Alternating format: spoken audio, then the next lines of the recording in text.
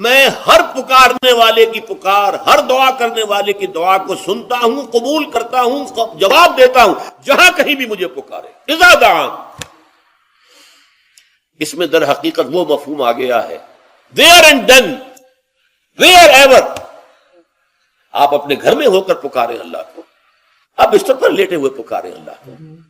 الذین یذکرون اللہ قیاما وقعودا وعلی جنوبہم، ہاں ٹھیک ہے، بعض مقامات بعض اوقات قبول دعا کے لیے زیادہ سازگار ہے، حرم میں جا کر دعا مانگی جائے،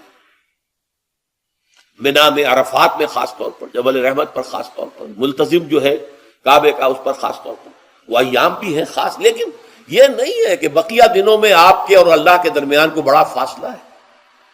یہ سارا دنیا میں مشرکانہ نظاموں نے تصور پیدا کیا، اللہ تو دور ہے، دور ہے، دور ہے، دور ہے، پاک ہے، پاک ہے، پاک، تم ناپاک ہو، ناپاک ہو، ناپاک ہو، اور تم تو بڑی پستی میں پڑے ہو، تم اللہ سے براہ راست ہم کلام نہیں ہو سکتے۔ کوئی درمیانی چاہیے، کوئی لنکس چاہیے، کوئی پجاری ہوگا، کوئی پروہت ہوگا، کوئی پنڈت ہوگا، کوئی پیر ہوگا، کوئی پادری ہوگا، کوئی پوپ ہوگا، اس کے ذریعے سے تم اللہ سے ہم کلام ہو، خود نہیں۔ اور جب ذریعے بیچ میں آ گئے تو ان کی مٹھی گرم کرو، ان کی چاپلوسی کرو، ان کو بھی جو ہے چادریں چڑھاؤ، ان کو نذرانے پیش کرو۔ یہ ہے بدترین ایکسپلائٹیشن جو مذہب کے ذریعے سے نوع انسانی کی ہوئی ہے۔ یہ دو ایکسپلائٹیشن دنیا میں ہوئی ہے تاریخ انسانی میں، ایک بادشاہوں کی طرف سے، خراج دو ہمیں، محنت تم کرو گے کھیت میں، آدھا حصہ ہمارے پاس آئے گا، ہم عیش کریں گے، ہم سٹینڈنگ آرمیز رکھیں گے تاکہ ذرا تم بغاوت کرو تو تمہارا سر کچل دیا جائے۔ یہ ایکسپلائٹیشن بدترین۔ مانگنے والا گدھا ہے، صدقہ مانگے یا خراج۔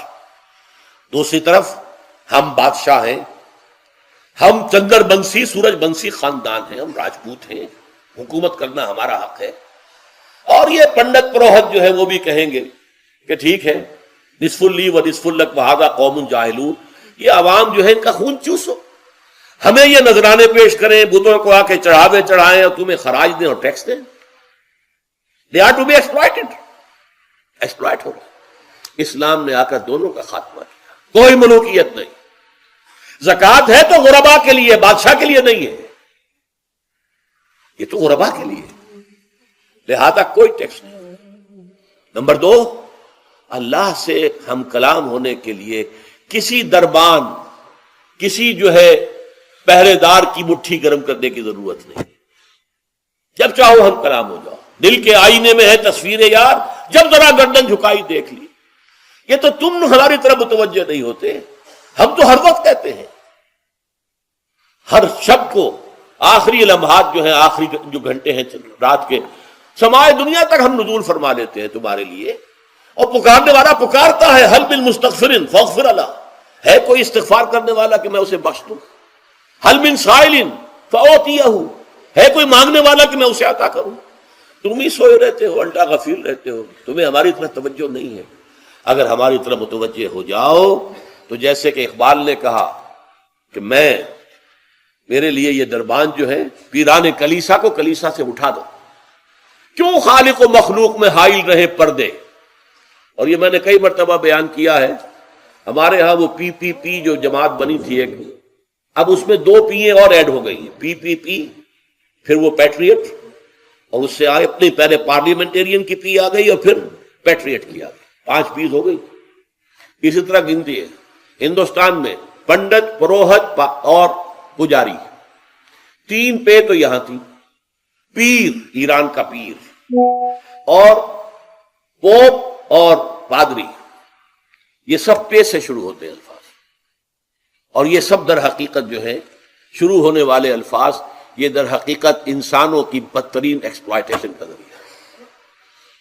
وَإِذَا سَأَلَكَ عِبَادِي عَنِّي فَإِنِّي قَرِيبٌ أُجِيبُ دَعْوَةَ الدَّاعِ إِذَا دَعَانِ فَلْيَسْتَجِيبُوا لِي۔ ہاں ایک تقاضا ہے، پھر اس سے پہلے یہ بات سمجھ لیجئے، میں اس آیت کو میگنا کارٹا جسے کہا جاتا ہے حقوق انسانی کا سب سے بڑا چارٹر، میں اس سے کہیں بڑا چارٹر قرار دیتا ہوں کہ اللہ کہتا ہے مجھ سے ہم کلام ہونے کے لیے کسی واسطے کی، کسی وسیلے کی کوئی حاجت نہیں، جب چاہو مجھ سے ہم کلام ہو جائے۔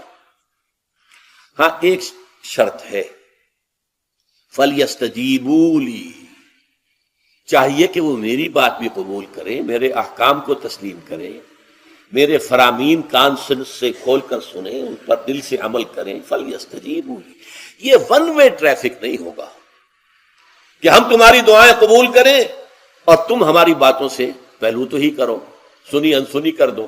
یہ نہیں ہوگا. یہ ایک ٹو وے تعلق ہے جسے آج کل کہا جاتا ہے بائی لیٹرل تعلق ہے. بائی لیٹرل تعلق ہے اللہ اور بندے کے درمیان.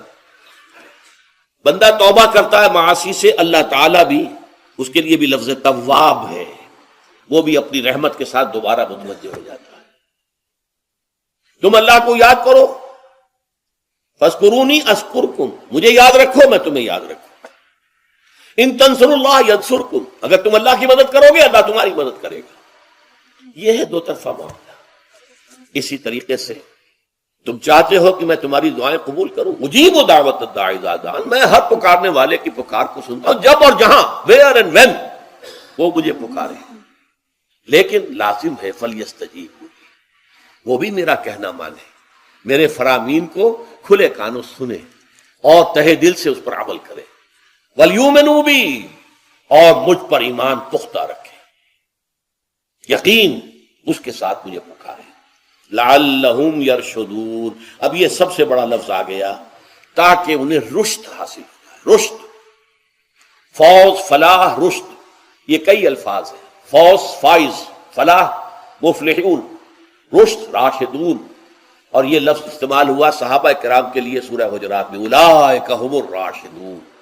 تو گویا کہ یہ بلند ترین منزل ہے انسان کے لیے اگر اس کا یہ تعلق اللہ کے ساتھ